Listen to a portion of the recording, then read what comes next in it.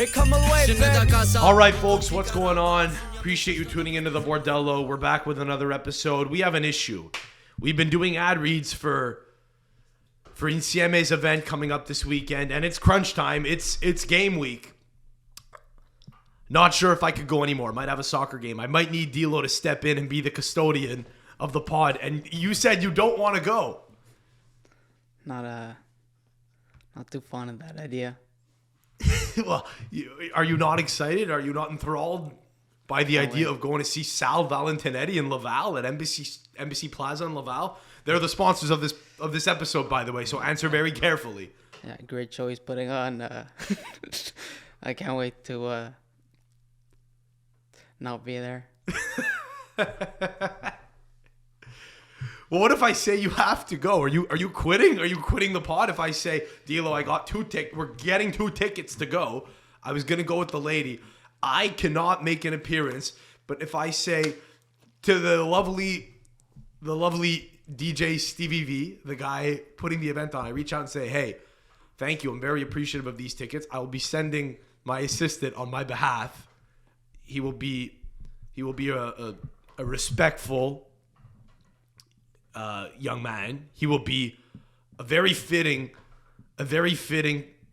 ambassador to the event for the pod. Please treat him nicely. He's a good kid. I told him to shine his shoes. You're just gonna make me look like an ass like that and not show up? Why don't you want to go anymore? Well, listen, that's neither here nor there. I might have soccer. Oh. I might have soccer. I would love to go. The more I hear about the event, the more I want to go. The more I find out about the fact that there's going to be DJs there doing an Italian DJ set, the more I want to go. Okay, I would like to go. I might have soccer. I might have personal or professional. I don't know. Maybe it's soccer. Or maybe I have a show or some kind of professional obligation, depending on what I would tell them. I haven't decided yet. But I may not be able to go. And if that's the case, and I come to you and say, hey, don't make me look stupid here. I already said you're gonna go.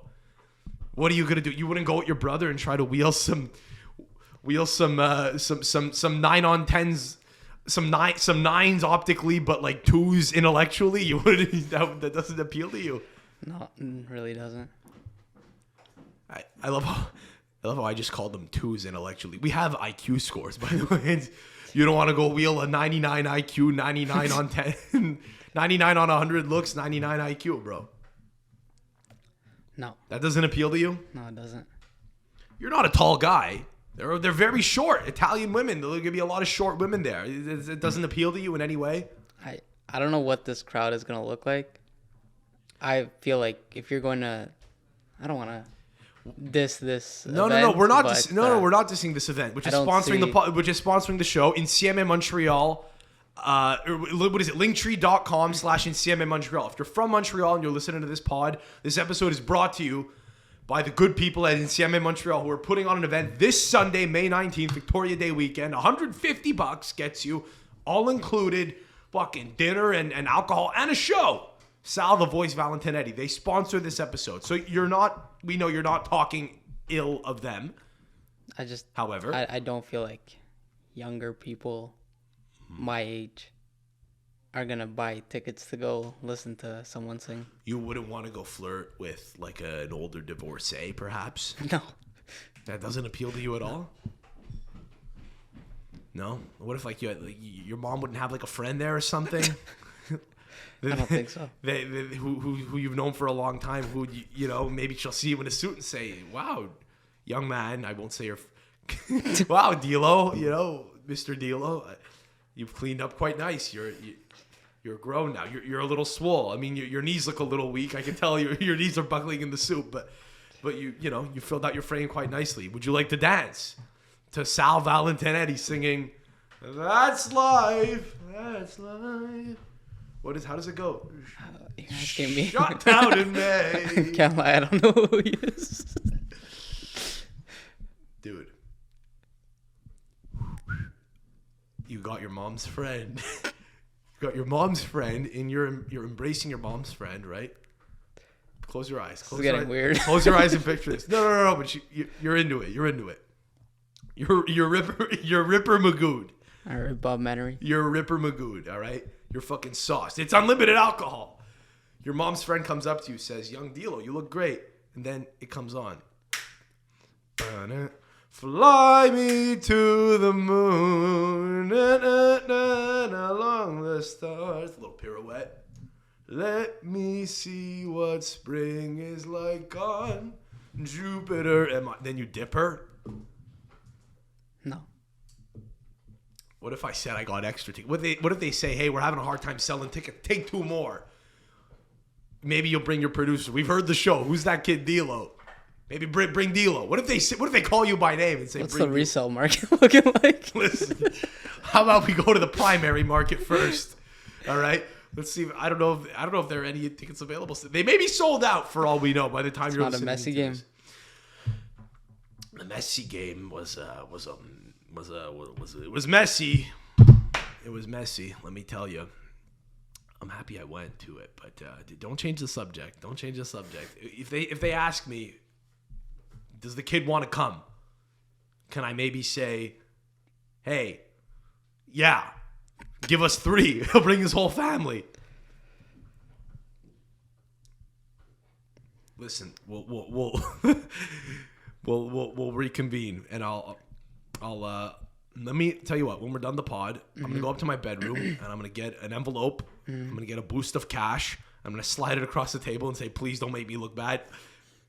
Don't look inside. Just can I count on you to go to this event if I can't go?" How much we talking? I'll have to pay you. I'll pay you to go to the event on my behalf. Paying you an appearance fee, for which I'm being paid kind of an appearance fee. Not really. I'm not being paid an appearance fee, but you know what I mean. I'm being offered a chance to go. It's kind of like, I don't know, I could view that as being paid an appearance fee. The value of the ticket. I don't know. We'll reconvene. All right. So I'm joined by D'Lo, the man with the weakest knees in all of Eastern Canada. It's good to have you back on the show, sir. What happened, man? You skip out on a week and the pod starts shilling for Israel. How about that, huh?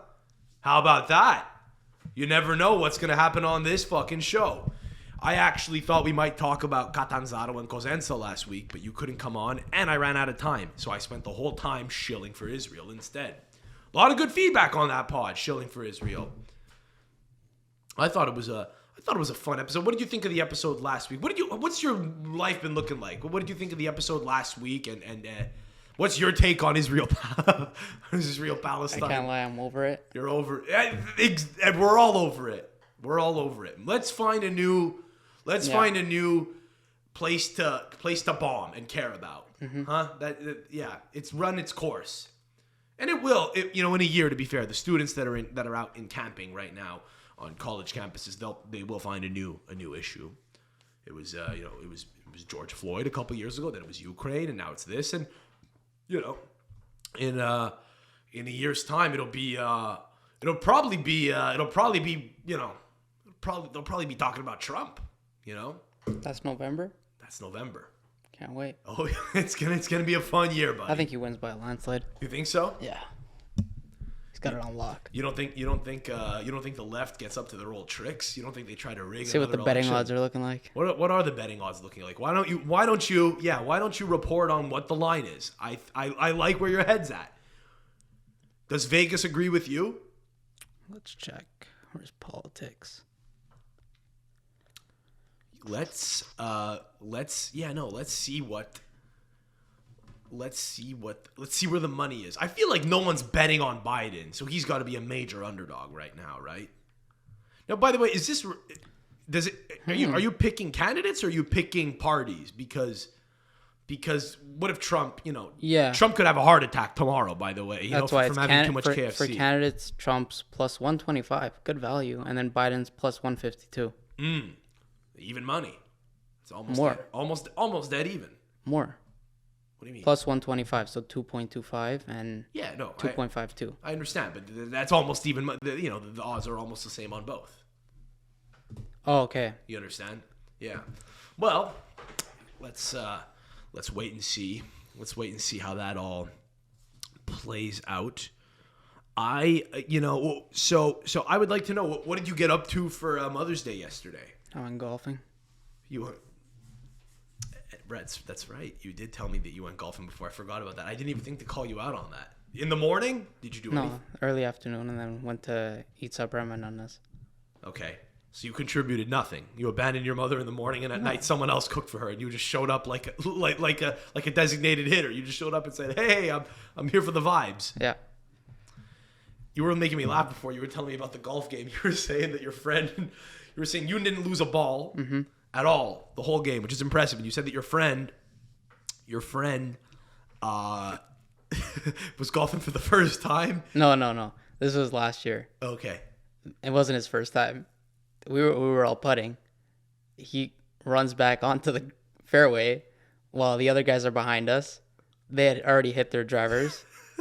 He's looking for his ball. He runs all the way back to the fairway, like 50, 100 yards back from the green. Yeah.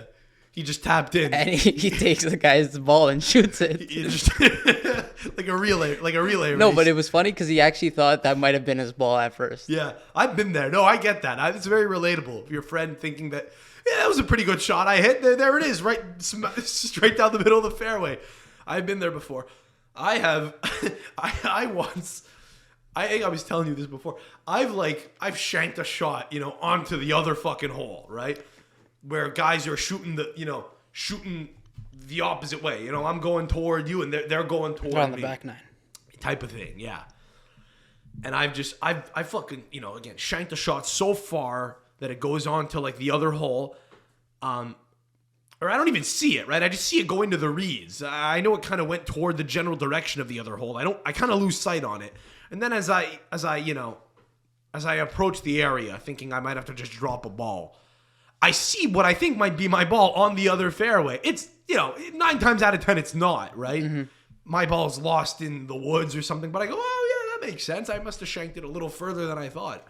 And you just tee off on you just hit apparently this is a major faux pas, but you just play the other guy's ball. It's survival of the fittest. This guy just hit the nicest shot of his life. He's hyped. He gets to yeah. He gets to where he thinks his ball lands. Yeah. Well, you made me laugh because you said that your friend did something which I've done before, which is he went over onto the next hole type of thing, or he played someone else's ball, and guys approached him, who were playing that same hole, going, "Hey, did you guys see a Bridgestone? You guys see a Callaway? You guys see a Titleist?" And you, having just fully played a Titleist, goes, no, you bold-faced lie. I've been there. I've been there before. The guy knows we're lying. Yeah, no, he know exactly. I once broke a kid's hockey stick when I was 12 years old. I was the captain of my Pee Wee hockey team, and this is the kind of behavior I was getting up to. Imagine, this is the captain. This is the example I was setting for everyone. A kid forgot his stick, and I took it home, and I flexed it in my garage, and I broke it. I snapped it. It was a piece of shit. It was a Winwell, and I took clear tape, and I taped over it.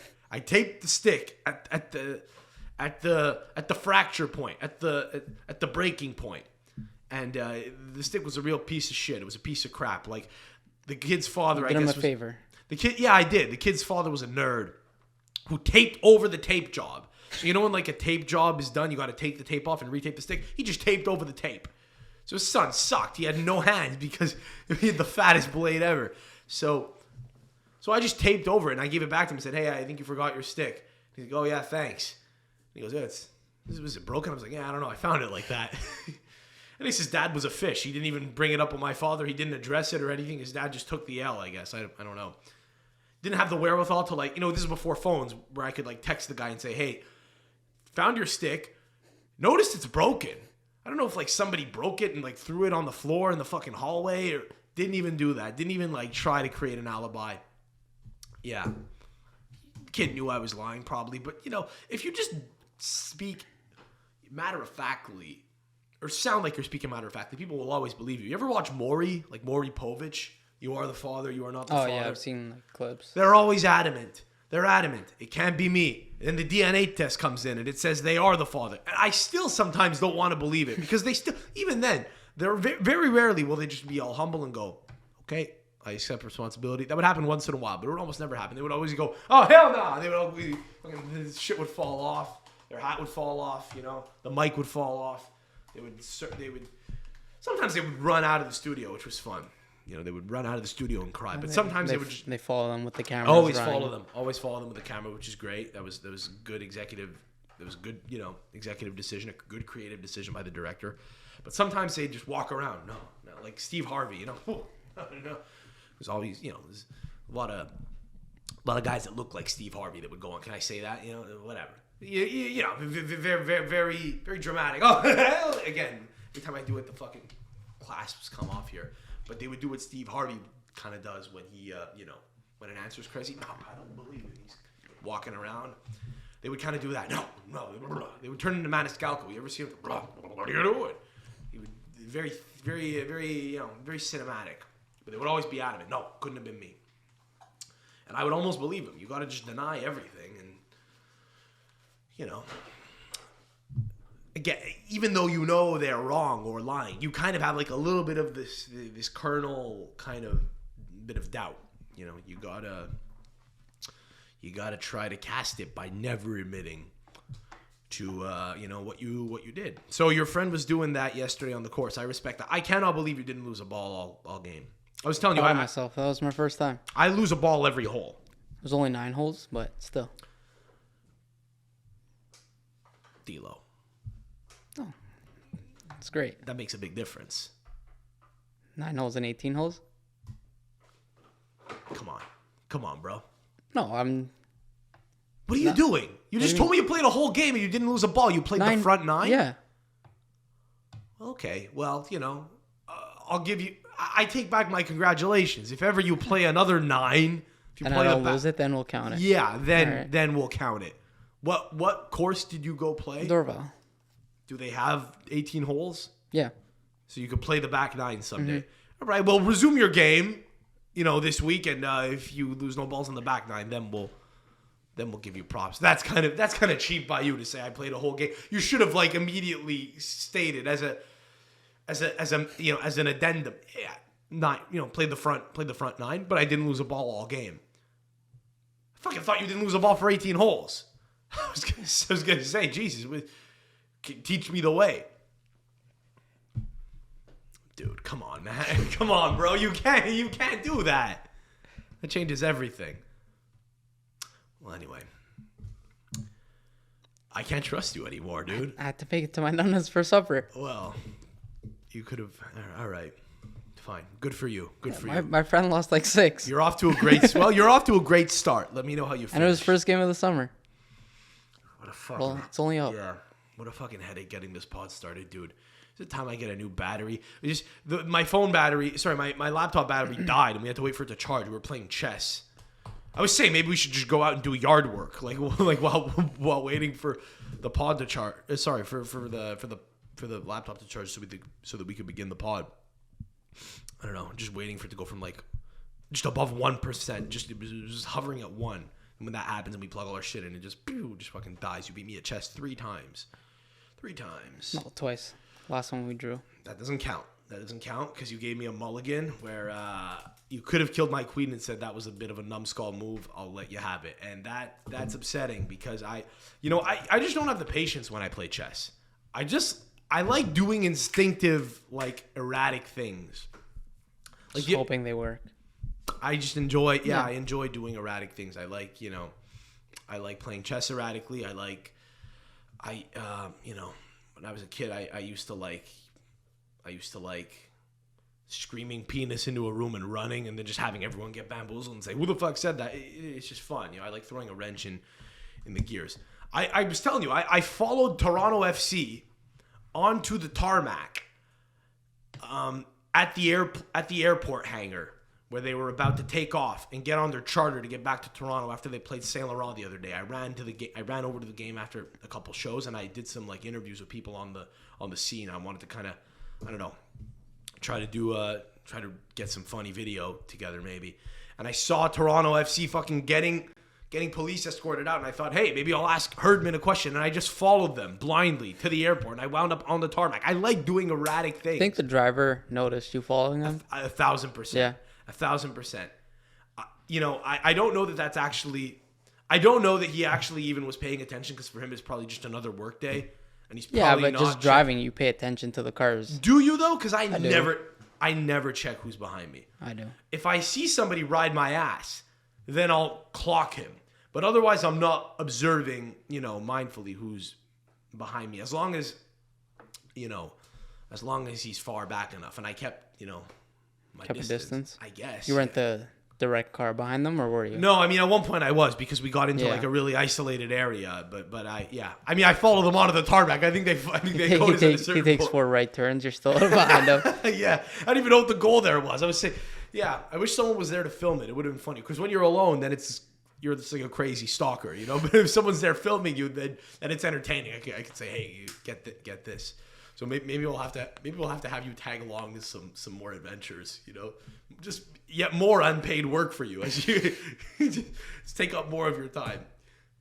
I'm gonna have to start bribing you to do stuff, bribing you to go be my representative at just all the money I make I will give to you. It'll be a full-time job. Just following me around, chronicling my life. Well, folks, as mentioned, this episode is brought to you by the good people at Insieme Montreal. They're putting on an event this Sunday. They're getting 2 ad reads this week. D'Lo. It's an extra ticket. It's an extra. That should be an extra ticket for an extra head, maybe an extra little. I could bring. Who could I bring with the 3rd ticket? Because 3 is an awkward number, right? 3 is an awkward number. The person would have to be, someone close, trustworthy in the inner circle, ideally associated with the pod, since the pod is getting the tickets. Insieme Montreal is putting an event on this Victoria Day weekend. I have learned that there are some pod alum who will be coming, illustrious figures such as Vincenzo Attisano, also known as YCV, D'Lo's favorite rapper. Isn't that right, D'Lo? Yeah. He will be performing there. I have been made aware. That changes everything. YCV, you don't want to witness YCV performing? No, I want to go. I'll bet you do. YCV Sanremo 2045. That is the goal. The goal is to get people from my peripheral network into positions of power in Italian society. Okay? So V will be a singer of a certain level of prominence on television. I will have to get Matteo. Matteo's coming in a few days. We're going to have to get him to accept, because he's a little bit, he likes to, come across as a good boy on camera, but we're going to have to get him to lean into the wild side and go on reality TV. That's another area checked. And me, naturally, I'll just wind up going into politics or something. I'm going to be the prime minister. And you'll be, what will you be in all this? My nurse at the psych ward. Anyway, so what about Bellobrini? What's Bellobrini going to be? Maybe a chef. Maybe a chef on television. It's Anthony Bourdain. You imagine? Yeah. You imagine CNN gives Bellobrini a fucking show where they send him to like some sub-Saharan African country. He's like, bro, this is crazy, bro. They're eating fucking bugs. This is the best pizza in all of Africa. Yeah. Everything Brini tries is good. He takes a fucking bite. There's goat cheese on this. Bro, it's pretty top. I like that. I could see that happening. I think they're all going to be there if you're so inclined. I might be there. Sal Valentinetti is coming to Montreal in a couple of days. If you're in Montreal, show up in CMA.com. Or not in CMA.com. Fuck it. This is the last ad read for these guys. We've been doing ad reads for over a month. Christ.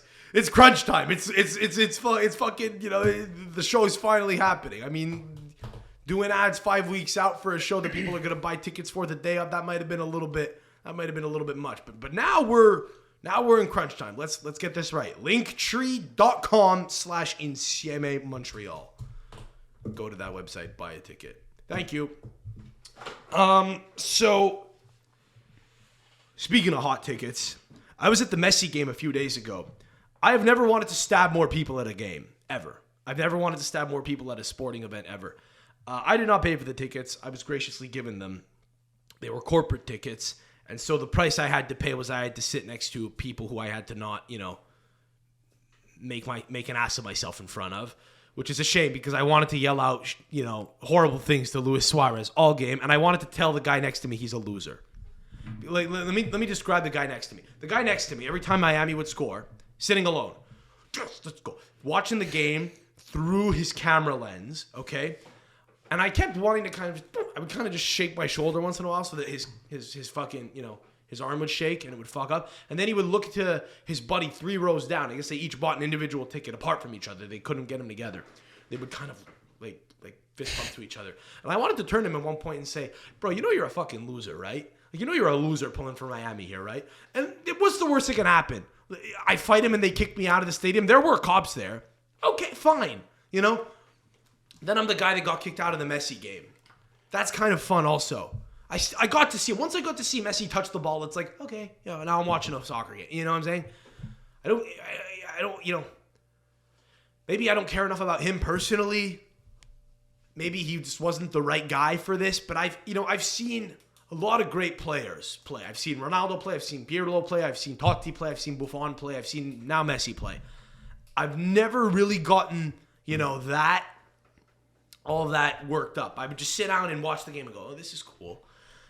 So once you see him touch the ball once, you get one little picture of everyone saying, send me videos. You send one video out and that's it. You're done. You fucking dial in, watch the game, and you start, hoping his team loses and doesn't score. People are hoping that he scores. It's like, what are you doing? Are you not here to watch the game? And many of them weren't. They're not, Montreal fans. But how funny would it have been? At one point, he got cracked by George Campbell. Was a center back from Montreal. He got cracked by him. And I was saying, how funny would it have been if this was just the last game he ever played? He's playing with house money now, My dad, who I was there with, said, that's a horrible thought. Don't say that. And I was like, well, why? Is it who cares? What if his leg snaps and we get to be there when Messi's leg snaps?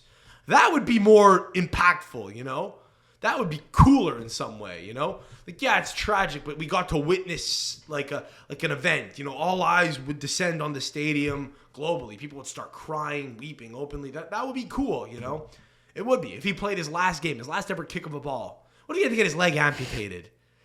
His left leg had to get amputated, okay? The fucking it snapped off. The bone is sticking out, and then it gets infected. Who knows? He's won a World Cup. He's won everything. He's Messi. He's playing with house money. He hasn't won the MLS, though. Well, yeah, that's true. I think that's the top. That's true. But he's got, he would still get a winner's medal. He's, he played on the team. If they win without him, he'll still get some kind of props. I'm not saying. Do you think he wants happen. to win the MLS? Yeah. Yeah. Yeah, I do. He cares about it. I think he and Suarez care very much about it. Suarez has this. I think you need to be on all the time. Suarez is still a psycho. It's so clearly he's so clearly the best player, and he still does not care. He's still got no honor, no class. He's still the same pest. He still infuriates everyone. So he's just when you're in it, you're in it. If you're on, you're on. Mm-hmm. That's what I think. Do you? Yeah, when you're in a game, you always want to win. Absolutely. But I mean, off the field, you think that's on his mind? He's like, legacy. Gotta win this. No, I think he's having fun off the field, and he's loose in life now. But I think he's not as locked.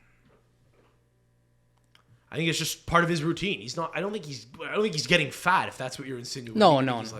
He's doing coke. You think he's running with drug dealers in Miami? No, he's probably eating a bit at nicer restaurants more often than in the past. I think I think since he won the World Cup, he's had a levity to him where it's all just house money now. I'm telling you, whatever happens now for him, he is okay with.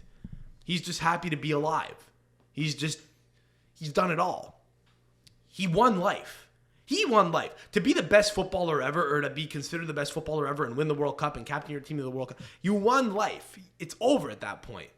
You understand? you could drive off a bridge and it's done. It's all gravy at that point. It's all personal. It's all selfish. But the legacy is established. You don't think he's gonna go off the rails like Maradona? No, I don't think he will. I don't think he will. No. But how funny would that be? That would be hilarious. How awesome would it be if he got fat and got fun? You know? Yeah. If he started swearing. Because the older he gets, the crazier he gets. It is possible. He's not an old man. He's a very young guy. He's born in 1987. He's had a lot of life experience, but he's 10 years older than me, you know? He's 10 years older than me. He's a 36-year-old man. That's a young man by all accounts. A lot of people are just getting, they're getting their, they're getting, stuff together. A lot of people own a property and they're, maybe having a kid or two and they're young dads at that point, right? They still have a lot to play for. All the chips are still on the table, right? So who knows? By 60, he may not give a fuck, right? He may not give a fuck. Maybe he'll just start smoking weed. Who would have thought that Mike Tyson would do mushrooms now? You know what I'm saying? It could happen. I don't, but no, I don't suspect it will, man. I think he's going to be a little, probably a little more like what Beckham's got going on, which is going to be, ambassadorial and so on. I think you can't be that successful at anything and change your life up after. Because when you stop doing the thing, when you retire, you don't stop being the person you were. You know what I mean? He's not gonna just start partying. The guys who party after their careers are done were partying during their careers. I wonder what's gonna happen to Neymar after he stops playing. Will he become a degenerate gambler? Will he become fat? Will he become a philandering bum? Will he become a horrible absentee father who travels the world and, just throws a massive birthday party every year and just plays poker all the time? Did we talk about that? Will that happen after his career? Oh yeah, well, wait, it's still happening right fucking now. Yeah, did we talk about like him playing poker during his I think it was his daughter's birthday party? I don't think we did. Yeah, he is who he is. You are who you are. You are who you are. In spite of or because of your personality traits. You know what I mean?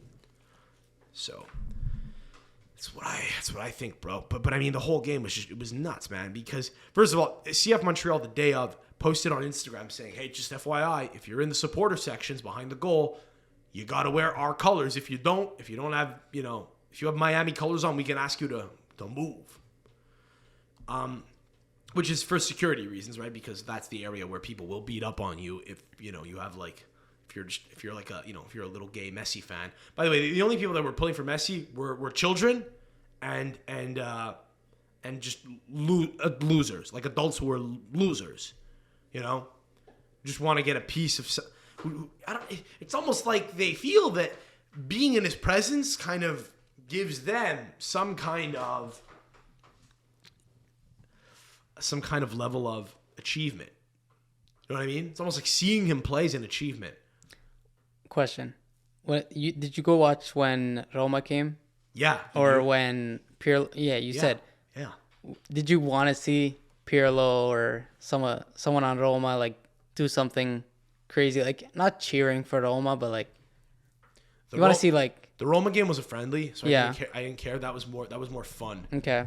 That was more fun. But when Pirlo had the ball, do you want to see something special? Maybe him score? A little bit. In my mind, I had a little bit of it, but I still wasn't pulling for him. I still wasn't pulling for him to score. I was still not pulling for in New York. I was like, let me go witness. Mm-hmm. Let me go witness him play. I want to see him in action. But I'm going to watch my team. It's my local team, yeah. This is cool. He's playing my local team. Wow, damn. I wasn't cheering against them, You really have to be, but it really is childish, dude. It's what kids do. When you're a kid, okay, your dad likes Manchester United, so you say, I like Manchester City. And your dad's like, you're breaking my heart, And you go, And because you're a kid, you like attention, right? So you go over to your uncle's house, and it's a Manchester, it's a Man United family. And then Man City scores, and you go, yeah! And everyone kind of, everyone's like, I guess they're not really telling you to fuck off because you're a kid, but everyone's kind of like, hey, look at this cheeky little bugger. You know what I'm saying? It's a thing that you'll do as a kid. You'll be a contrarian. You pull for the Bruins, Who's the Habs' biggest rival? The Bruins? I like them. What? No, you don't. Yes, I do. I like the Bruins. You know, it's a thing kids do. And you will have people that don't give a shit about, you know, the team here that are going to go, yeah, in your face. I never liked these guys. I never respected them. I'm wearing a Miami shirt. That's somehow respectable now. It's like, bro, what? You're a fucking loser. You are a fucking loser. Anyone that goes to watch Messi play in MLS and pulls for Miami, if you live in Cincinnati, is a loser. You're a loser. First of all, because you live in Cincinnati. So that's the first thing. Just notwithstanding anything else. Living in Cincinnati kind of makes you a bit of a loser. And I'm sure there's cool people in Cincinnati. I'm sure there's a guy. I'm sure there's one guy, maybe, who I would like. I'm sure it's not zero, okay? But it's not the dream for anyone. I mean, maybe if you live in like Venezuela and you hear someone say, "Hey, you could go live in Cincinnati, Ohio," you'll jump at it, okay? But after like a generation or two, your kids or grandkids are gonna say, "Why the fuck did my grandparents immigrate to Cincinnati? Why do I live in Cincinnati?" Okay? So to live in Cincinnati, which sucks to begin with, and to say, you know what, let's not even take pride in this embarrassment of a city, which is like, I don't even know why I'm shitting on Cincinnati in particular. What do they have, the Rock and Roll Hall of Fame there? Is that Cleveland? Who even knows? Who cares, right? These are inconsequential cities in the grand scheme of things, okay? If the city of Cincinnati got blown up tomorrow off the face of the earth like Nagasaki or Hiroshima, it wouldn't affect anyone's life, okay, in the world at large. If London got blown up, it would affect a lot of things. It would affect a lot of people's, it would affect a lot of people. A lot of people have family in London. There's a lot of, industry in London. There's a lot of history in London. You got none of that in Cincinnati. So to live in a shitty city like that and to still not even say, you know what, this city sucks and we got nothing going for us here. Let's at least pull for our local soccer team. And you go, no, I'll just wear a Messi jersey and pull for Miami. They're pulling for them. They're not traveling fans. It's complete psychopathy. What you're doing is you're pulling for the cult of Messi. Kids do that. Kids follow the big rival, or kids follow a player anywhere they go. You know? How many people are Al Nassr fans now? Al Nassr, whatever the fucking team Ronaldo plays for. You know? Like basically zero, okay? The number is closer to zero than it is to how many people are on Earth? What is it, 7 billion? I think we're at 8 now. We're at 8 billion. The number of fans that pull for Al Nassr is closer to zero than the maximum number of people on Earth. It is closer to zero, okay? I think.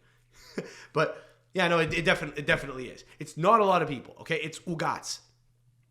You now have people that watch every one of the games that they play because Ronaldo's playing, and they will cheer. It's odd. It's psychotic.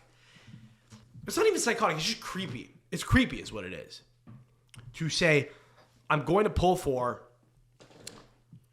this guy's team. You're not pulling for the team. You lie. Like, Ronaldo's off. Okay, Ronaldo's off. You're a Ronaldo dick sucker, and Ronaldo's not on the field anymore. You will have people that turn off the game and say Ronaldo's not playing. Wow. Okay, fine. But there are people that I think will continue to watch and say, I hope Al Nassr wins so Ronaldo could get a title. You see the tweets, right? You see the tweets. It kind of makes sense, though. What makes sense? Like, when you put it that way, that they want to see Ronaldo win the title or something, then it makes sense. Like, if there's, like, actual meaning. If it's just a friendly game, then obviously, and Ronaldo's not playing, then obviously it's kind of weird. But, it's silly. You're not a fan of the team. But you're not a fan of the other team either. Right. That's what are you talking about at the Miami game? No. I'm talking about Al Nassr. Like, if you don't care about both teams and you turn on the game, you pull for Ronaldo because you or like Ronaldo's team. Sure. Well, what I'm saying is it's a little odd to start pulling for a team that you will not pull for when he leaves. It's odd. It's odd. It's not. But it's not the. Listen, you can do whatever you want. You can do whatever you want. You could be as weird as you want, but that's not the point of sports. I'm not even gatekeeping here. I'm not gatekeeping here. I'm correctly describing how sport fandom works. But I don't think they'll stay with Al Nassr once he leaves. Of course not. That's the point. Okay. That's what makes the whole thing incredibly bizarre. You know, to cheer and get up if they score. The only time it's acceptable to do that, if you're not a fan, is when you... We've been over this. Bet. Gamble. Yes. Yes. If you bet, that's fine. It's the great equalizer. Betting makes it okay. Otherwise, no. No. It's dumb. If you bet on every one of Miami's games, and then you could buy a Miami jersey. That's almost the deal.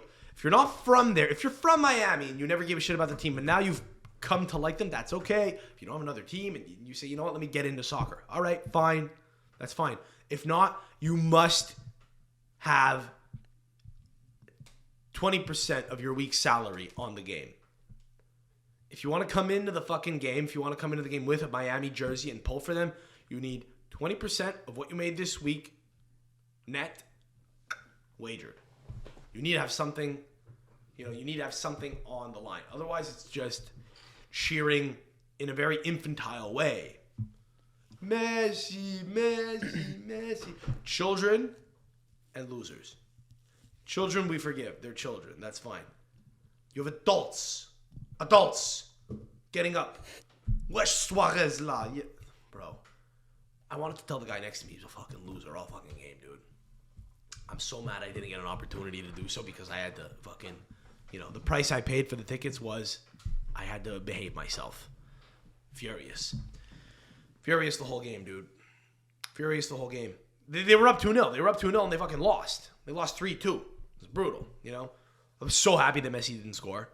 I was so happy that Messi didn't score. But if he scored, you would have had so many Dude, there were guys behind me. There were these wops behind me speaking Barres who had to ask my father and I, bro, which one is he? Where is he? Where is he, Messi? Which one is he? It's like, yeah, the little guy with the captain's armband. Kumpa. There he is, I don't know, bro. It feels like, here's the thing, man. So here's the point of it all, okay? To be a guy who watches an individual, that's a weird way of wording it. To be a person cheering for another individual, okay, and following them in a way that's weird, it kind of makes you a person who isn't, it makes you a person bereft of original ideas. You kind of like self-actualize through the accomplishments of others. There are a lot of people, okay, that'll like follow Elon Musk and drive a Tesla and talk about SpaceX all the time. You have kids that like are in business school talking about Elon all the time and why Elon is great and they buy Dogecoin. And it's like, hey man, you're just a Bills fan. You know what I mean? It's kind of like being a Bills fan. You just every Sunday you watch the games and you talk about the Bills and you read their like that's all you're doing. You're not some smart guy because you read about a smart guy who's an inventor. Okay? You're not smart for buying a product. You're not smart for buying products that this guy is selling. For saying, I like technology. I like reading about AI. And it's any buzzword that Elon, any buzzword that's associated with anything that Elon is propagating is shit that they're into. Okay? So again, what does Elon talk about all the time? Space, Mars, AI, population, the woke. Like shit like that for free speech, whatever. You have guys that are blindly and by the way, and I like what he's doing, kind of. I think. I don't know. He's a little weird. He's a little creepy. I think we can agree. Elon's a little bit of an oddball. Well, he is. He's autistic. Autistic. Well, yeah. I don't mean that way. I mean just he's all of his, he's not a normal human being. No. He's not a normal human being. Even if you hear him speak, he's constantly kind of like speaking in an existential way. The existence of humans, how we need to preserve stuff, how we need to improve stuff. I don't really know how you get that way. I think you're just a little odd. You're born a little odd and you have to be a little bit of a megalomaniac as well, which he is probably. It's fine, but he enjoys the cult of personality a little bit. You know what I'm saying? He's not that different than a lot of like politicians, but to follow, everything he does and say, Elon is launching this new fucking. If you own a Cybertruck, how's this? If you own a Cybertruck, you chill. If you own a Cybertruck now, take it easy. You know what I'm saying? If you're an early adopter who's putting a deposit down on a Cybertruck, I saw a car the other day. I saw a Honda with a plate, okay? A plate that said this. CYBRTRK, Cybertruck. He didn't drive a Cybertruck, but he got the plate for when he can afford one one day, or when he gets one. When it comes to Canada, he's gonna buy the Cybertruck. The truck he had was like a Honda it was like a Honda pickup that kind of looked like a Cybertruck actually. When the Cybertruck becomes available, he's gonna buy one, and he's gonna be the guy with the Cybertruck plate. That's part of his identity. Look at me, I'm the Cybertruck plate guy. I love Elon Musk. It's like, bro, but what are you doing? What are you doing? Can you forge an identity of your own in some way? Messi's coming to town. Let's buy his jersey. Let's watch his team play. Let's watch all their games. Go to the gym. Go to the fucking gym. Go golf. Go golf. I'm more impressed with you playing 9 holes and not losing a fucking ball. No, really. Than you watching Messi play. The fact that you bought tickets. I don't know. I don't know, bro. So, now here's the thing with these Elon Musk people, right?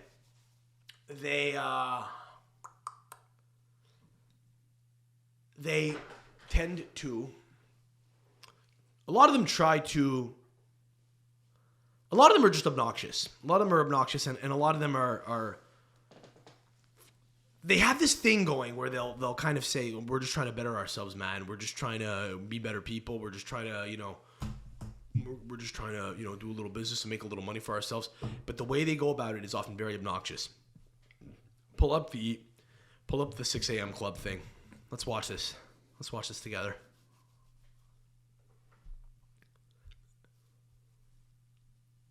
You can just play it into the mic, but then The first of the month, and there are 2 types of people this summer. People who are going to go to festivals, bars, waste their time, and people who are going to work on their goals. So here's how the 6 a.m. club actually works. You show up at 5 a.m. This is the magic number. You can't miss it.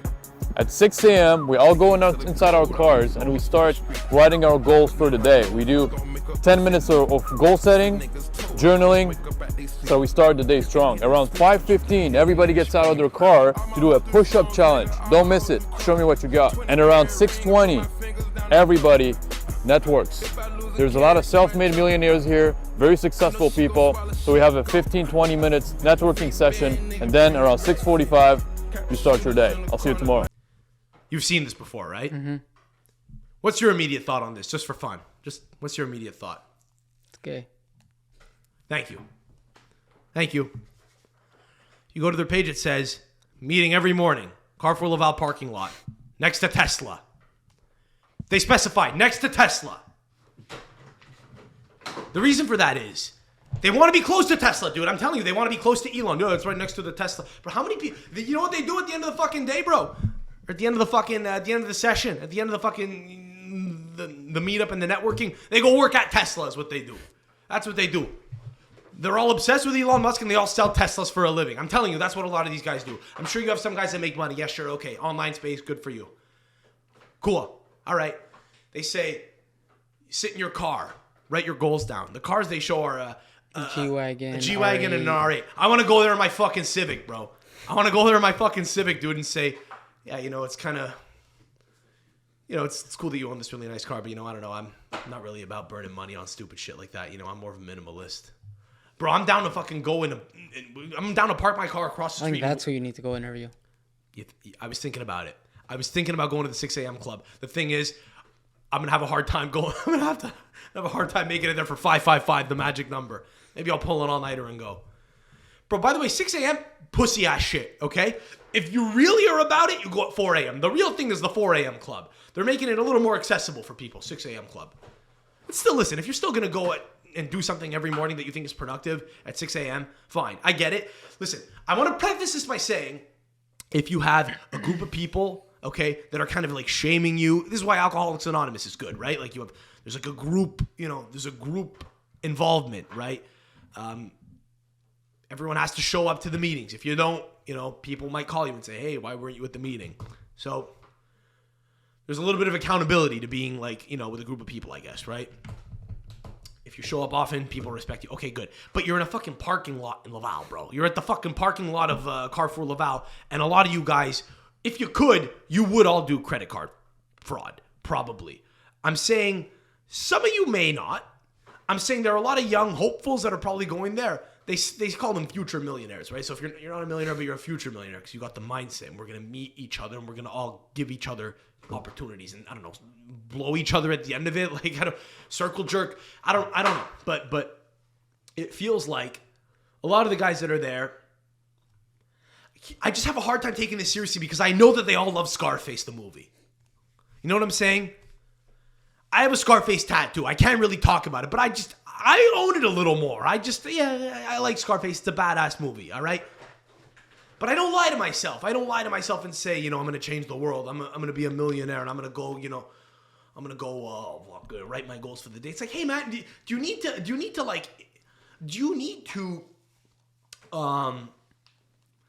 do everything so out in the open? Can you not just privately do what like other, what actual billionaires tend to do, which is just do their shit privately? They just handle their shit. They handle their shit privately, dude.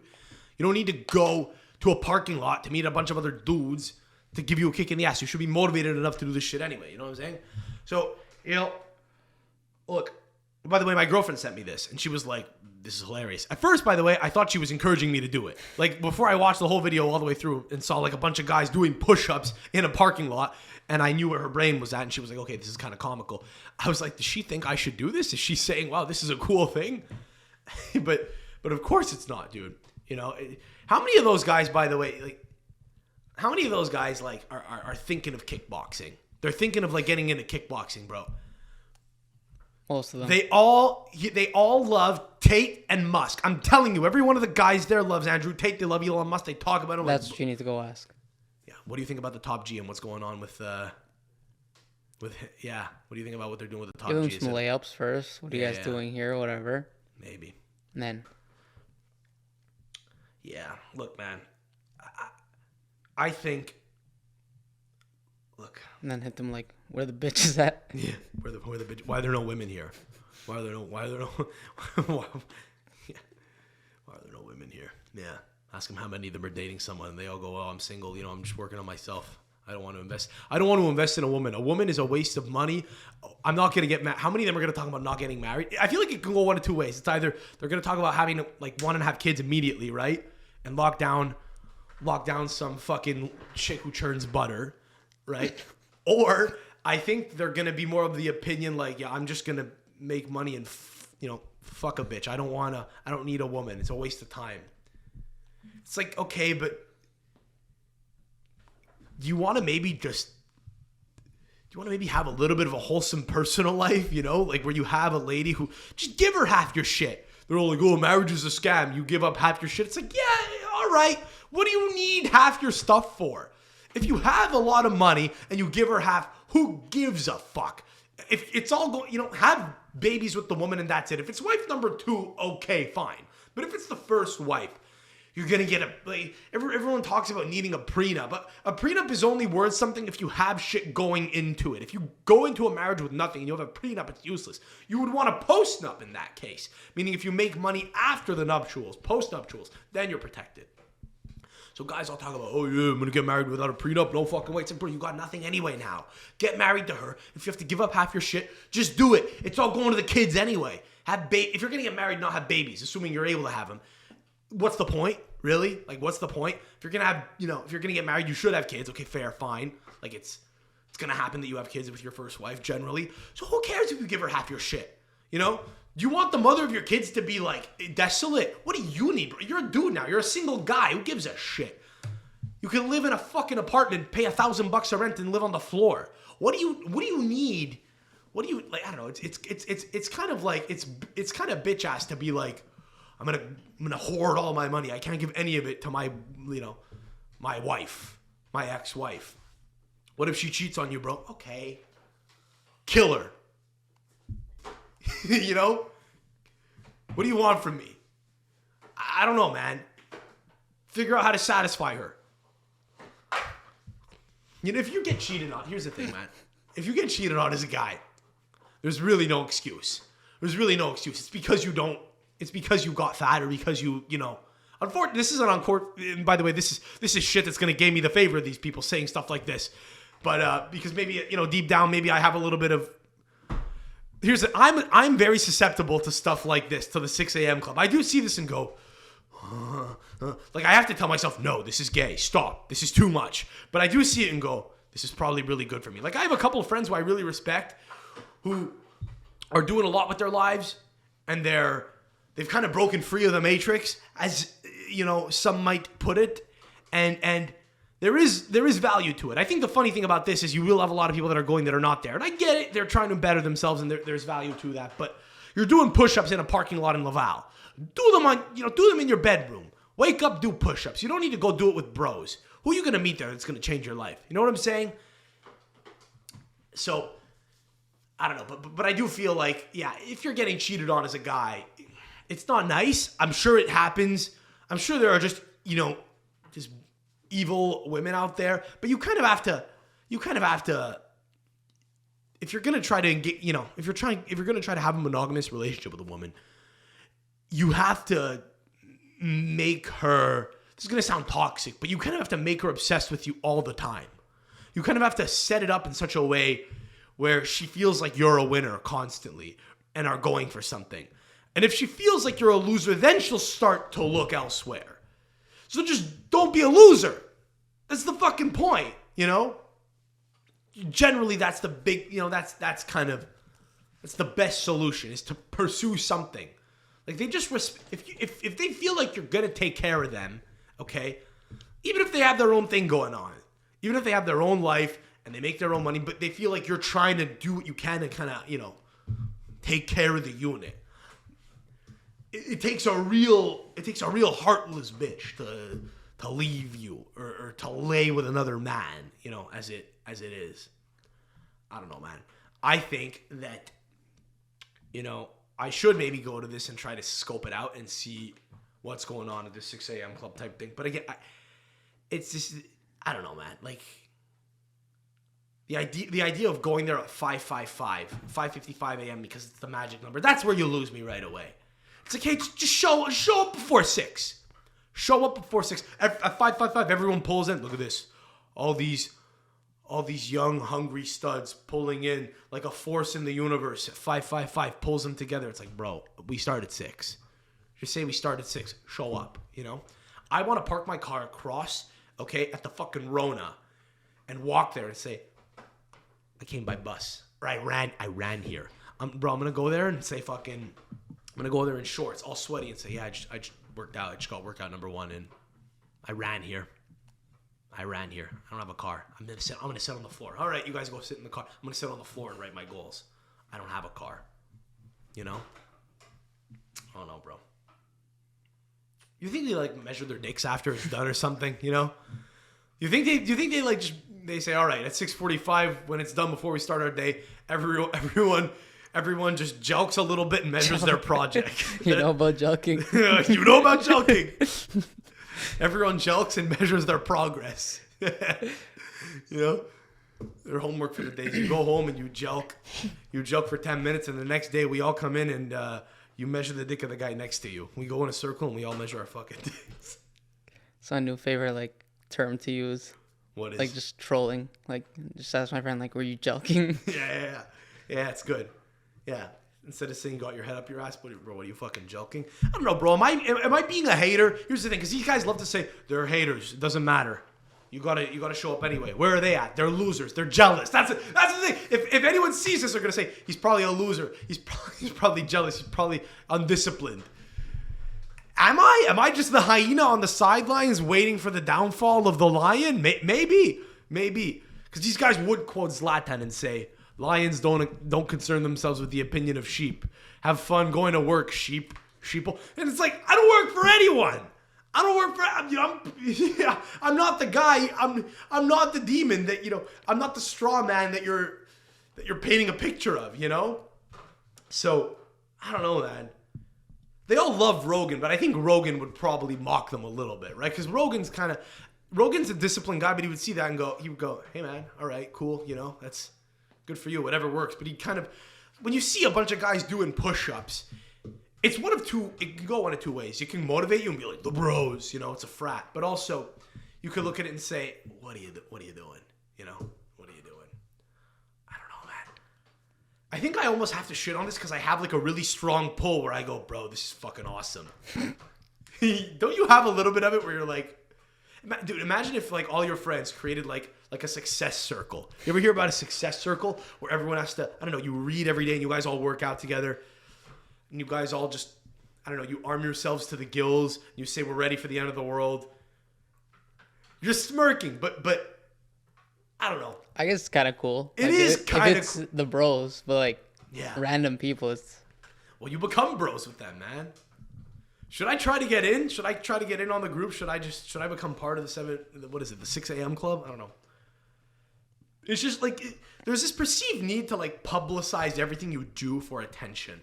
That's the thing. Like, there's a lot of value to living a life of anonymity. I have more respect for a guy that's just trying to motivate himself and has his own little business and is anonymous and doesn't feel the need to go out and publicize it. But to say, we want to inspire more young men, it's like, hey man, you're trying to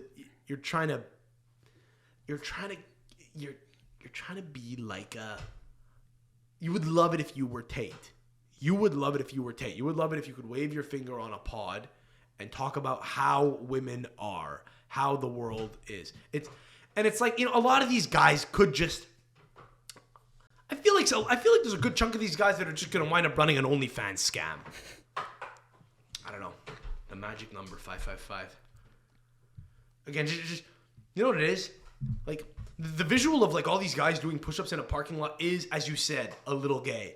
But if they're Dagestani and they have beards and they're Muslim and they're praying and they're doing push-ups at 6 a.m. in the fucking, in the woods, in the mountains, then all of a sudden it's respectable. You know what I'm saying? It's a fine line. So what makes They're not posting it on social media. That's the thing. They're not. Exactly. It's a life of anonymity. I think you nailed it. Exactly. It's the fact that it's like, I'm showing up, 6 a.m. club, gang, what up? Like the only time you'll see it is like on a UFC, what's it called? Like a behind the scenes type. Yeah, but what are those videos called? Embedded. Yeah. Yeah, exactly. No, you're right. It's only gay in Laval, but in Dagestan, it's the mindset of a champion. You know what I'm saying? You know what I would do? I would fucking just say, I'm getting up at 6 a.m. too. This is motivating me to do it. I'm gonna go do push-ups by myself in the Rona parking lot. You guys are next to Tesla. I'm alone. I'm not networking with any of you guys. I'm just doing, when you guys are networking, I'm doing jumping jacks. Just be like the mythical guy. Who's that guy? He's the real Sigma. That's a Sigma right there. You guys are, we're all alphas. I'm the Sigma. I'm in the Rona parking lot, 2 football fields away, doing my own thing. I'm a lone wolf, motherfucker. I don't need anyone.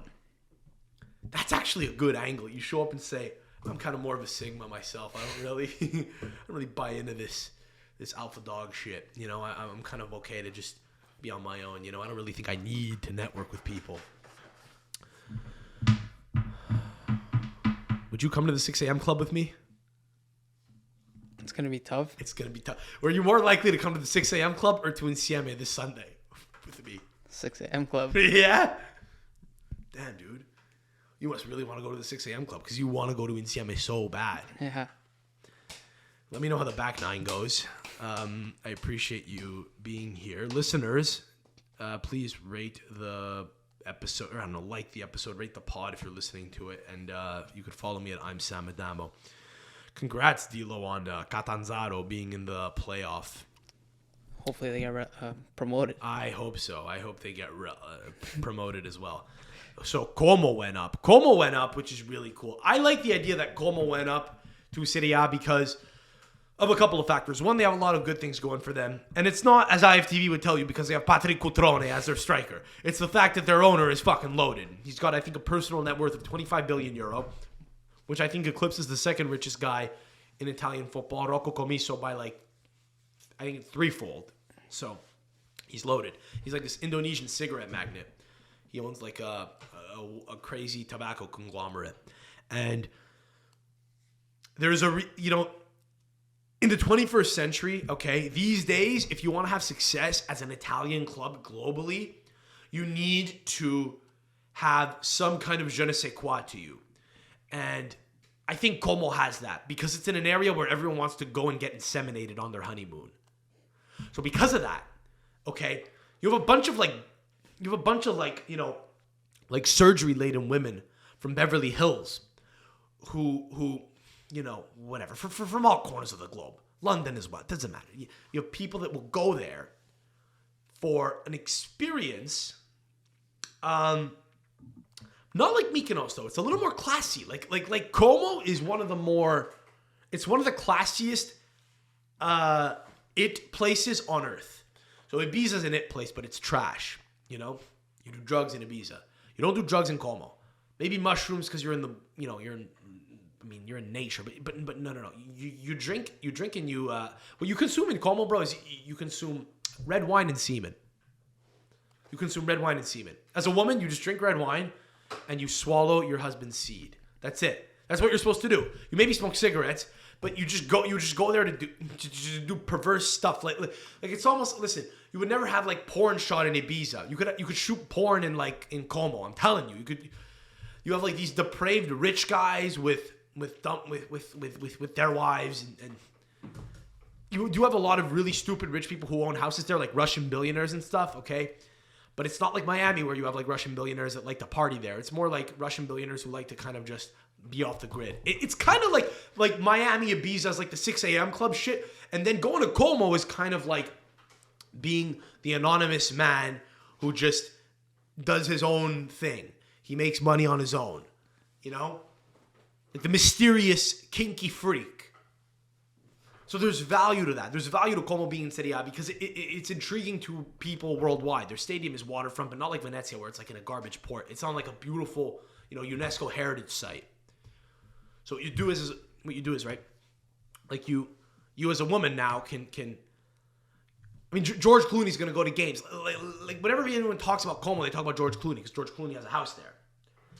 And you will have like English wealthy people go to watch Como games and develop an affinity for them, and they'll get inseminated, and then they'll go to watch Como play, and they won't know who Patrick Cutrone is. Patrick Cutrone has nothing to do with it, but you go to Como, you drink wine, you get drunk, you get come up your ass, and then you go watch Como play, and then you just kind of you go, this is beautiful, because like on all those, basically like Como's a place where you could film kind of like an Italian love story movie, okay? Yeah. So that's important, right? Because typically like the little towns won't have a team in Serie A, but you have that now. And the reason I'm talking about come in the ass is because that's what happens in these movies behind the scenes. Like, you know what? You ever see like Under the Tuscan Sun? There are these movies, okay, where like an American woman will like go to Italy and she'll meet a guy and he becomes her lover and they fall in love and whatever and they eat pasta and you see the stuff that happens outside the bedroom. But inside the bedroom, he's he's having her bite down on the pillow because that's part of the Lord as well. It's like the unspoken thing. You're gonna go to Como and you're gonna have some, maybe you'll have a rich man court you, or you'll have a local guy who lives there and goes, "Ciao bella, bend over." But it's a nice part of the Lord. You have that kind of all over Italy, but it's a harder sell in like Udine. You know what I'm saying? Is this a little too X-rated for you? Am I throwing you off a little bit? Because this is legitimately you can get women into football through a team like Como being in Serie A. It's actually very good for the brand. It's very good for the brand because here's the thing, right? Like the Premier League in English football is a little bit more global. Italian football has to lead into its own stereotypes a little bit in order to be attractive. It's got to be modern, but it's got to be it's still got to be authentically Italian. So you need You need Napoli in the league. You need a Palermo in the league. You need a mafia scandal once in a while. You need a little bit of backwards, bureaucracy and red tape and so on. Juve is good for the league because they have like the Italian industrialist thing going for them, right? They have that whole angle. The Milan clubs are good because you have fashion in Milan, and you do have both clubs kind of have been able to leverage that. Inter in particular, the last couple of years have been able to leverage like the coolness of Milan, the city itself. Como just adds to the league. Like my point is this: like if you could handpick, of all the clubs in like the top 3 flights, Como would be up there because it adds something different. Okay, it adds something different. It's something typically Italian for the outsider who imagines life in Italy, where you imagine like places that you'd want to go visit, places that you would want to see Anthony Bourdain go to, places that you would want to watch, shows on, and places that you'd want to have cum dumped in your ass. So, legitimately, like Frosinone, like no one wants to suck a guy's dick in Frosinone. You know what I'm saying? Does that kind of make a little bit of sense? I guess. Does it though? Like, if you are a woman who is living in Italy on exchange and you meet a guy at a bar, okay? Like, not like an American bar, like a truck stop, right? Like a truck stop with body, you have a coffee. That's a Frosinone player, okay? That's a Frosinone player. He gambles and he smokes.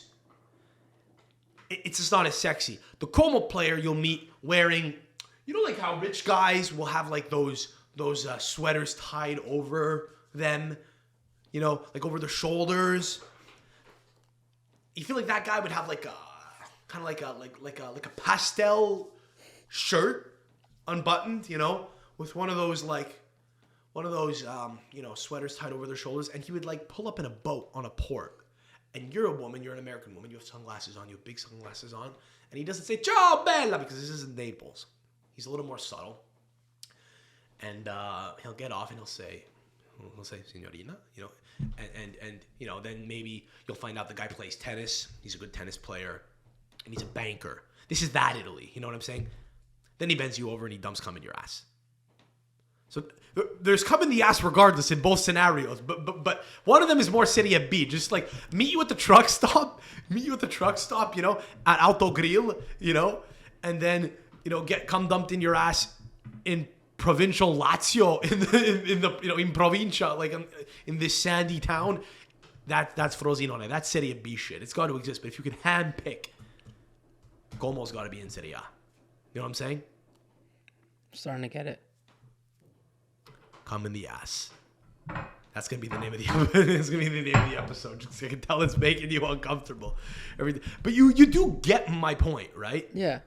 Like either way, if you you hope to find a sexually depraved Italian man to dump one in your bum, okay? But the ways that you go about it can be good for the good for the brand, bad for the brand. Como good for the brand. Before we end the pod here, let's run through like the full Serie A, Serie B like table. Who do you think would be the best? Like if you could pick the best Serie A 20 clubs. This is actually a fun experiment. Let's pick the 20 most ideal clubs to have in Serie A for the brand. For the sex appeal, to cover all the bases of all the Italian stereotypes. Let's run through it right here. Let's run through it together. I'll do it on my phone. Let's run through Serie A first. In fact, let's write it down. Let's write them down. So right off the bat, let's go with Serie A, right? So what are the current teams in Serie A? Inter, Milan, Bologna, Juve. Slow down. Hang on. Inter can get in. They can stay in. Milan can stay in. Juve can stay in. Bologna, fine. It's a university town. We could have them be in the league. That's no problem. They're good for the league. But just for perspective, Bologna would be like 20th place in this fucking tier system, okay? I know they're a good team right now currently, but in terms of the brand, they don't offer a whole hell of a lot to the league, okay? So, that's important. That is important on some level. So then we have... hang on. I can't pull this shit up here. Okay, we got... Atalanta, fine. Asterisk there. Asterisk there. I know everyone loves Atalanta, but there's an asterisk there. You agree, right? To an extent. They don't really offer a whole hell of a lot. They offer a lot if you're a football fan, but not necessarily for the brand. Roma. Yeah. Yes. Roma's in. Inter is in. Milan is in. Juve is in. Asterisk next to Bologna and Atalanta. Lazio in. Because you have the Mussolini angle. You have the political angle. So that's big. Fiorentina, need them. Okay? You have the Medici angle. You have Florence, you have Tuscany, you have Bistecca alla Fiorentina. So it's a culinary, it's an important culinary center point. Yeah, exactly. You got the Renaissance, right? Art, historically important place. Napoli, they got to be there. They got to be there because of the Vespas and the corruption and the Ciawaglio and all that shit. And, Uè bella, io signo nato in Coppo Motorino. Like shit like that. Just poetic, the poetic stereotyping, right? Then it gets interesting. We have Torino, big asterisk there. Monza, I like them, asterisk. Genoa, they're in. Genoa's in. Big city, important. Port city, again, toward the bottom. I'm going to say Bologna gets in, actually. I'm killing the asterisk from Bologna. Bologna and Genoa get in on the basis of the fact that they're both big cities and so on. Lecce, asterisk, but probably gone. Who else we got? Verona. What do you say about Verona? We need either them or Chievo. I say, yeah, you need one of them to just not give a fuck about. There's something about Verona, just Hellas Verona and Chievo Verona. There's so little sex appeal about either team and about pulling for a team from Verona. You need to really be from there to give a fuck about those teams. I mean, they have nothing going for them, really. But fine, Verona's there. Udinese, asterisk. Cagliari, in. Yeah. In. You need Sardinia in. Sardinia is good for the brand of the league. You have a lot of people that like to go to Sardinia and visit. People don't go to Sardinia to get inseminated by locals, but they go to get inseminated by their partner, which is nice. It's a bit of a Mykonos vibe. You know what I mean? Just Sardinia as a whole. Frosinone, gone. Frosinone is gone. Boom. I would then say Empoli gone. Who else we got? Sassuolo. Asterisk, but probably gone. Then Salernitana, gone. So how many teams do we have currently, right? How many have we accepted? Like, how many have we deemed acceptable and how many have we not sent to the gas chamber right now? What are we at, like 14, 15? We have Inter, Milan, Juve, Bologna. That's 4. Roma, 5. Lazio, 6. Fiorentina, 7. Napoli, 8. Genoa, 9. Cagliari, 10. And we got 10. So we got a lot of room to work with here, okay? We have a lot of room to work with. Let's go down to Serie B. Okay, so Parma. Parma gets in. Yeah. I like Parma. Food from Parma is good. That gets us to 11. Como gets in because come in the ass, tennis, pastel on the water, Savoy cross on the, or what is it? The, I don't know, those boats in Italy, those really like sleek brown shiny boats with like the Italian flag on the back, but it's got like the Marinaio logo on it. That's good. So Como gets in for that reason. That gets us up to 12. Venezia. Asterisk. I would say with the teams that we have coming out, we need to replace them with 10. I think they get in. Venezia's an asterisk. Let's keep going. Cremonese. No, not even in the conversation. Catanzaro. They're in the conversation. Yeah. Catanzaro's in the conversation. We need a Calabrese team. Here's the thing. We need a Calabrese team, but it can't be Crotone because we had that experiment and no one gave a shit about them. Crotone is too small a province. It's got to be Cosenza, Regina, or Catanzaro. I would argue 2 is good. I would actually argue 2 from Calabria, personally. Okay, fine. Catanzaro, who else? Palermo is in. They are in 100%. Best team in Sicily, we need them in. That gets us to 13. Sampdoria. Yeah, get them in. 2 teams in Genoa, but I hate them. They're old.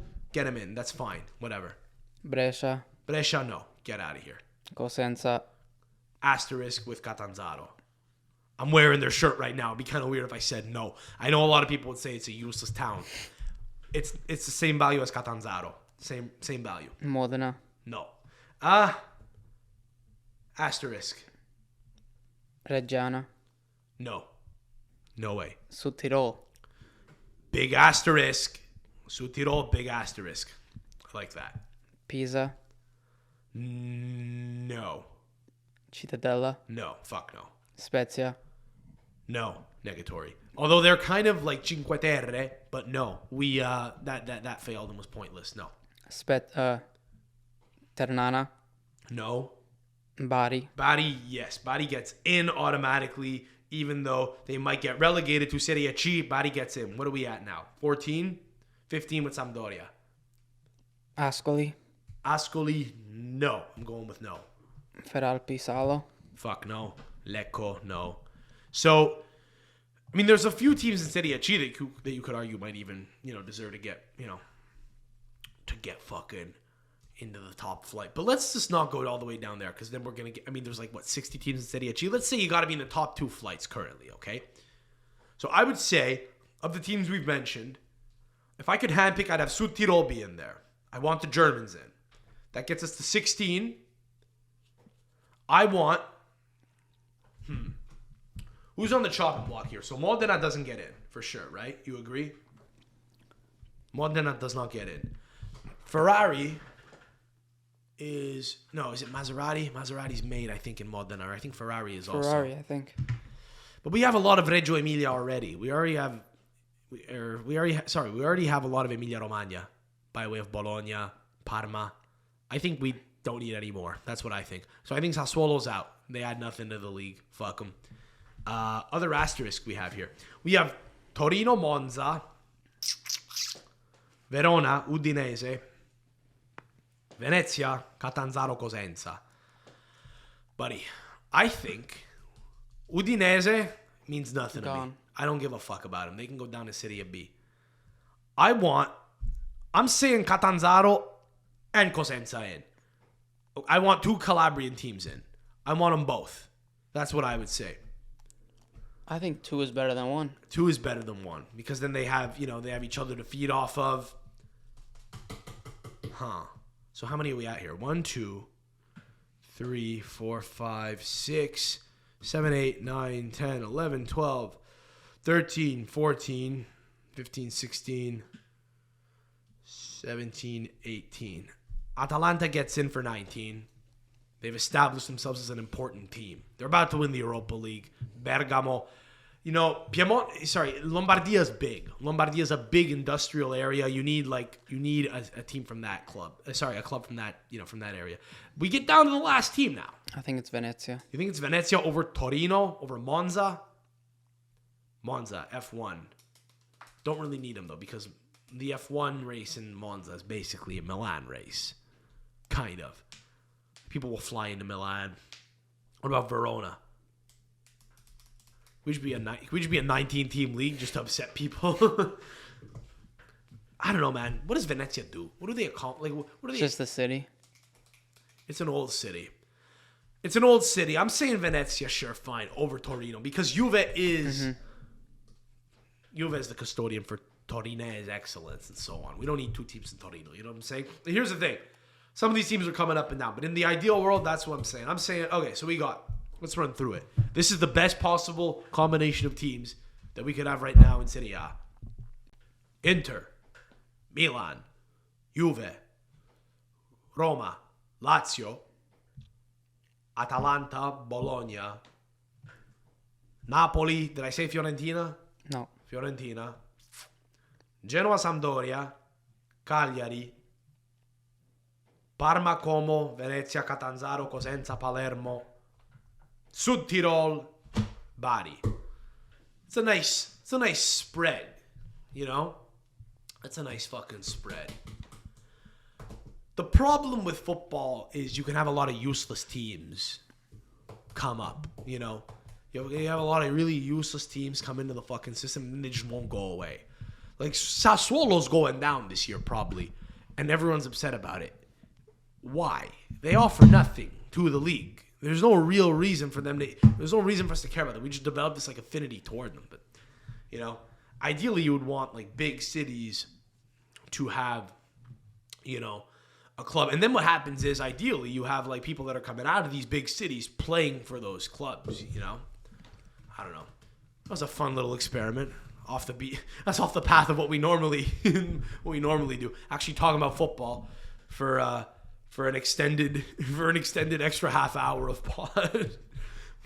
I don't know. What are your thoughts on the teams we picked? Just the cuts. I don't know. What are your take? Because here's the thing. This isn't gonna be Serie A for maybe ever. You're always gonna have a fucking Brescia in the team. What do you say? Should we just like nuke a bunch of like really stupid cities? Do we need an Empoli in Italy? Probably not. Now here's a last wrench in the gears. Here's what I'm not liking about all this. Yeah, we got different cities which represent Italy quite well. We don't have like a city that I think represents like the immigrant contingent enough. Know what I'm saying? Maybe some but some Moroccans might make their ways through the youth system. Here's what I'm saying. You can't have a Morocco FC, but there's got to be one team here that is for the immigrants. You have to have one team. Here's what's fun about this. You can have one team that's like Basque, like Basque policy, where it's like, what does Bilbao do? Where you got to be Basque to play for them. And then maybe one team that has like an elitist, like maybe it'd be fun if like Sud Tirol only had like Germanic players. That could be fun. But conversely, like if Napoli were only Neapolitans, that would be a lot of fun. You know what I'm saying? If they had like a local policy only. By the same token, what team has to be the immigrant team? So one team where you can't have any Italians. And they're like the vessel for all of the political anger that all the fans have. Who would that team be? You got to pick one team to be comprised exclusively of African immigrants. Who should it be? I'll tell you who would be funniest if it were. Probably like Como. You just have people that are coming and see like this like authentically Italian experience, and then you just have a bunch of fucking Mamadous taking the field. But I don't know if that would be very on brand. Maybe like an Atalanta, like an industrial team, that just scouts. They just scout. Probably Inter. I like that. It's got to be Inter. Because that's what they were. Well, right? Milan initially was just Italian players, and then Inter was Internazionale. Here's my rule. Here's my last rule. Genoa has two teams. Somehow Genoa found a way to get two teams here. That I don't know how that happened, but Genoa's got two teams. The city of Genoa's got two teams here. Likewise, Milan. No, you like the way I fucking almost Milano. I was saying Milan. It's the city of Milano, the city of Milan. It's very. You ever hear people say, "I'm in the city of Milan"? No, you can't say that. It's Milan.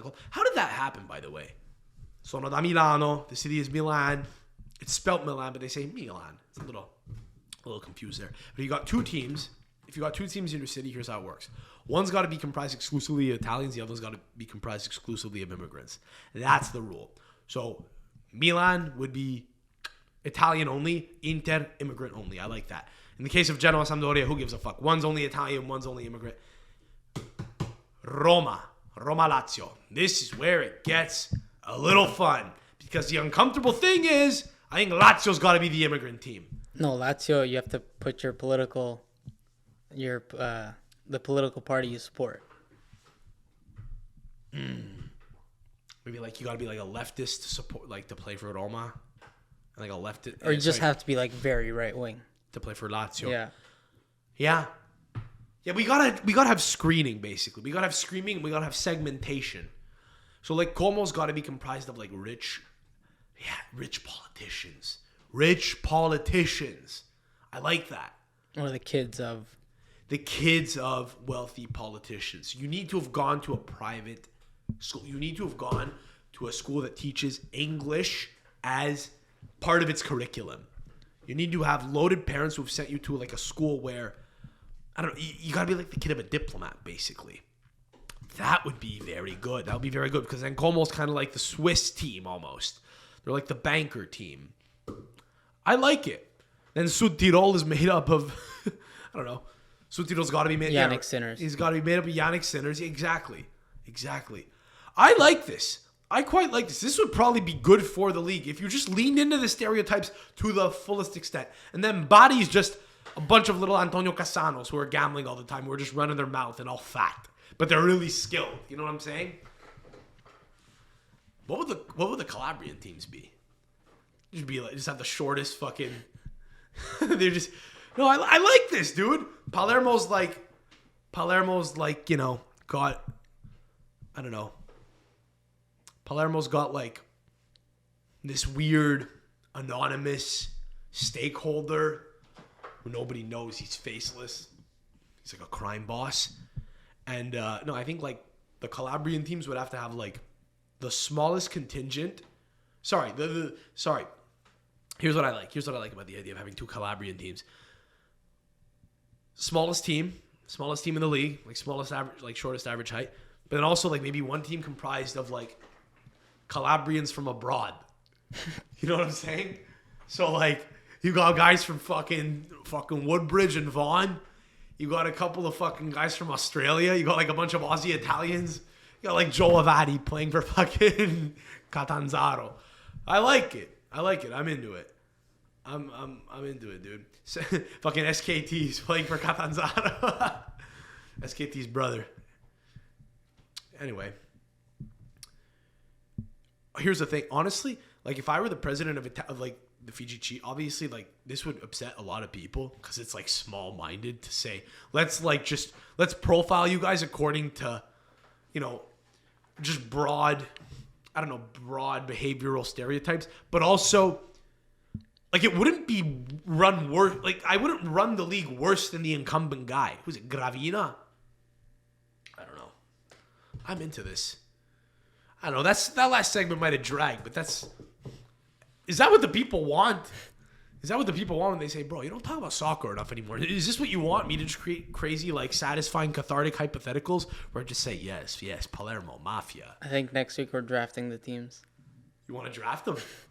That could be fun. Starting 11. We got nothing going on next week. No, dude, I'm fucking down. Yeah, let's do it. Let's actually do it next week. How does that... But wait, hang on. Are we coming up with real names or are we coming up with... Yeah, real players. Real players? All right. They need to fit the stereotypes. All right. Till next week. Listeners, we'll catch you soon. Alla prossima. Ciao.